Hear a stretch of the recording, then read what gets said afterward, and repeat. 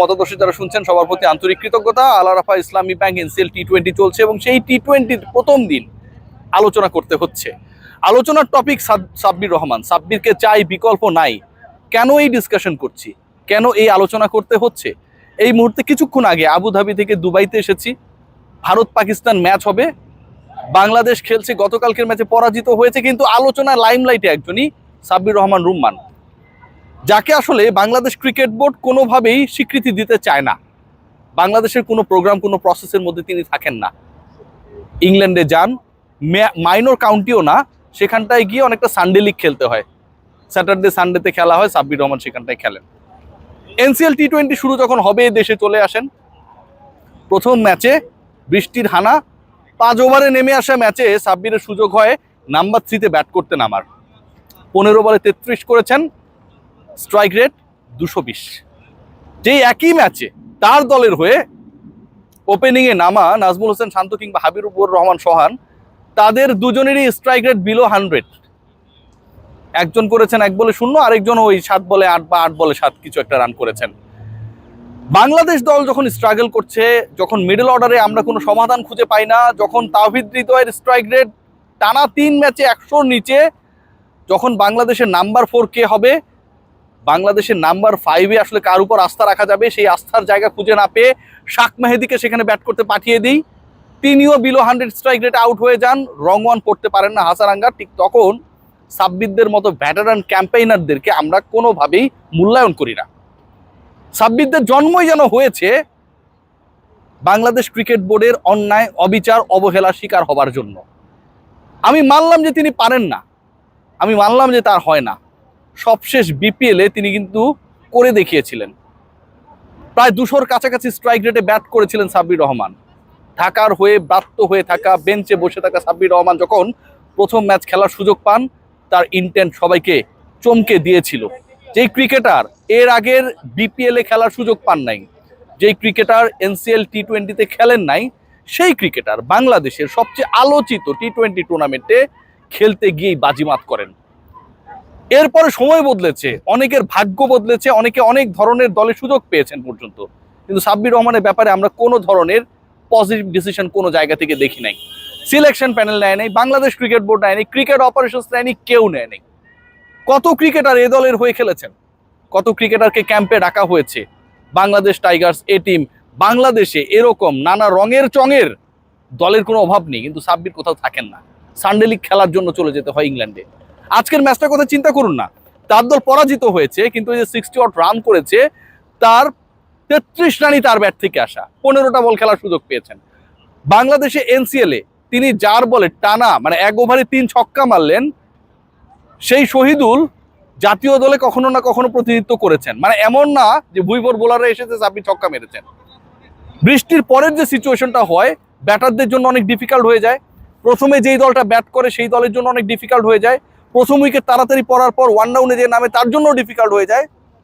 সাব্বির রহমান যেভাবে এক্সিকিউট করেছেন, যেভাবে তিনি 3 ছক্কার ইনিংসে 220 স্ট্রাইক রেটে ব্যাট করেছেন এবং কোনো প্রসেসে না থাকা সেই ক্রিকেটার জানান দিয়েছেন আরো একবার যে তিনি ফুরিয়ে যান নাই, তাকে নিয়ে এই অবহেলা আমার কাছে মনে হয় বাংলাদেশ ক্রিকেট বোর্ডের চিন্তার দৈন্যতাকে প্রকাশ করে। আমিনুল ইসলাম বুলবুল খুবই মিষ্টিভাষী একজন ভদ্রলোক, দারুণ দারুণ কথা বলেন, অনেক ট্রিপল সেঞ্চুরি, টি-20 ইনিংস, অনেক আমরা সুন্দর সুন্দর গল্প তার কাছ থেকে শুনি। বুলবুল ভাই যেভাবে তার টি-20 ইনিংসকে বিশ্বাস করতে না দেখে টেস্ট খেলতে নেমে পড়েছেন, ইলেকশন করবেন। সাব্বির রহমানের ক্ষেত্রেও হয়তো তার সেই আস্থাটা নেই, কাউকে তিনি বিশ্বাস করতে পারেন না।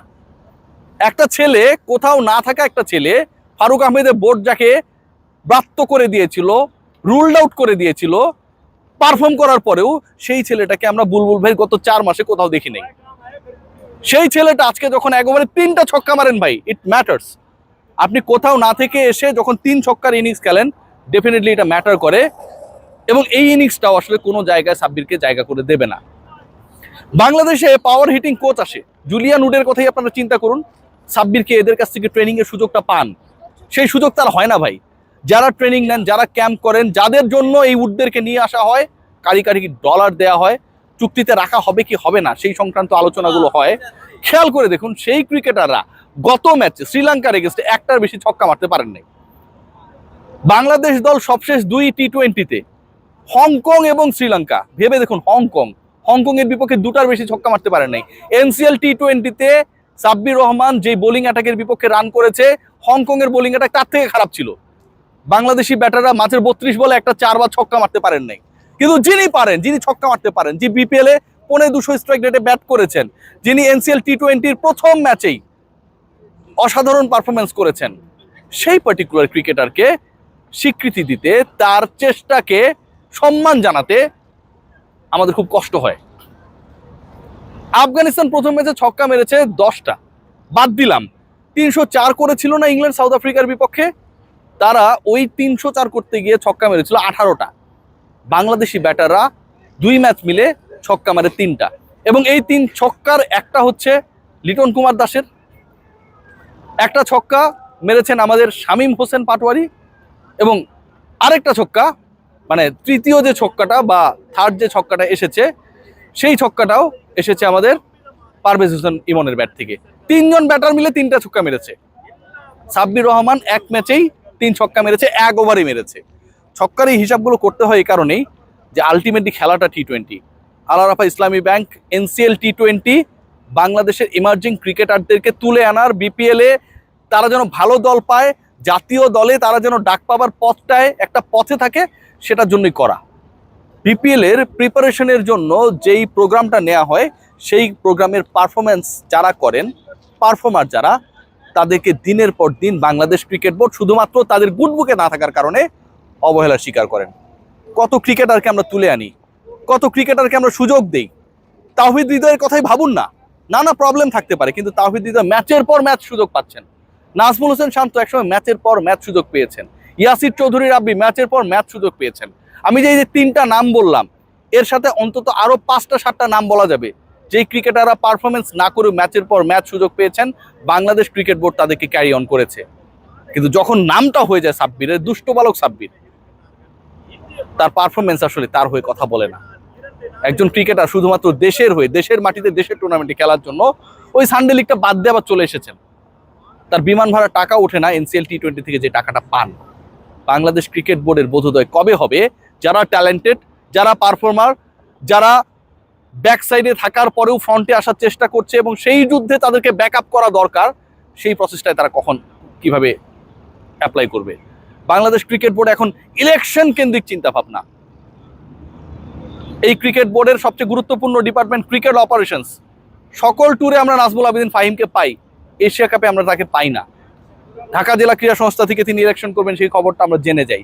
এই ঘটনাগুলো যখন ঘটে, তখন একটা কথাই বলতে হয়, বিসিবিতে সব হয়, ক্রিকেটটা ছাড়া। সাব্বির রহমান রুম্মানদের সাথে যেটা হয়, সেটার উত্তর তারা ব্যাটে দেয়। সাব্বিরকে চাই, বিকল্প নাই, এটাই হওয়া উচিত আমাদের সবার ক্রিকেটীয় ট্যাগলাইন। Take care.